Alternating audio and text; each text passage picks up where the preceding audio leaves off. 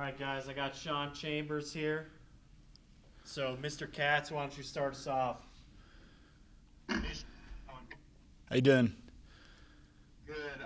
Obviously, we just got the depth chart. You are the guy. I imagine it's been probably a pretty crazy. It's almost been a year since the injury happened. It was against Nevada. Kind of crazy that you're playing Nevada in the first game. Just what has the last year or so been like for you, and to know that you're the guy. I imagine that has to feel pretty good, kind of given all the stuff you've been through. Yeah, definitely. I mean, I think the 24th is going to be like either 363 or 364 days to the day I've got injured. So, that year kind of went by fast. There's definitely some up and downs with the injury, COVID, definitely some uncertainty there. But to take the field this Sunday or this Saturday, it's going to mean the world to me. It's going to be fun. It's going to be exciting just to get back out there and compete with the guys. Is that the best birthday present you've ever had, Sean? What, the Dodgers? Are you talking about the Dodgers or? I'm sure not talking about the Dodgers.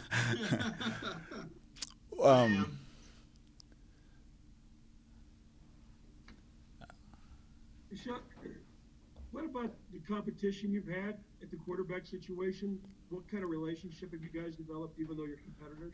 Yeah, I mean, I think we both develop a good relationship where we can, talk to each other, help each other out, but go on the field and compete with one another. So it's definitely a good, healthy relationship that we develop.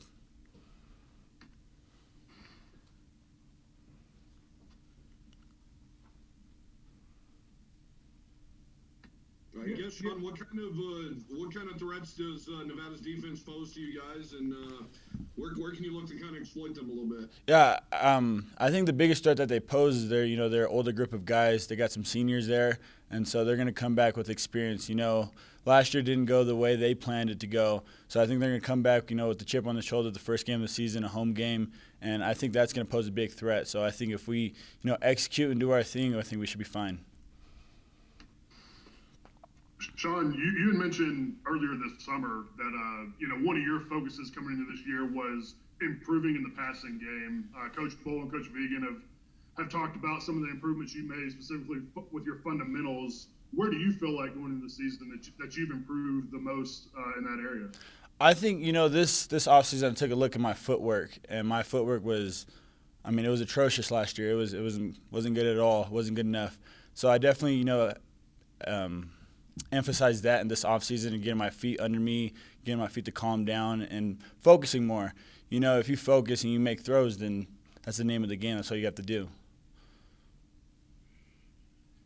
We've sort of talked about, and Craig's brought it up too, just, you wanting to maintain the tough way you play, but maybe trying to avoid those unnecessary hits. Is that something that you can consciously think about, or do you just kind of have to go out there and play your game and let the chips kind of fall where they may? Well, I think it's a combination of both. I'm not going to go out there, and throw my body around and, take unnecessary hits when I don't have to. If I'm got the first down and the sideline presents itself, I'm going to walk out of bounds. I'm going to save my body and not take those unnecessary hits.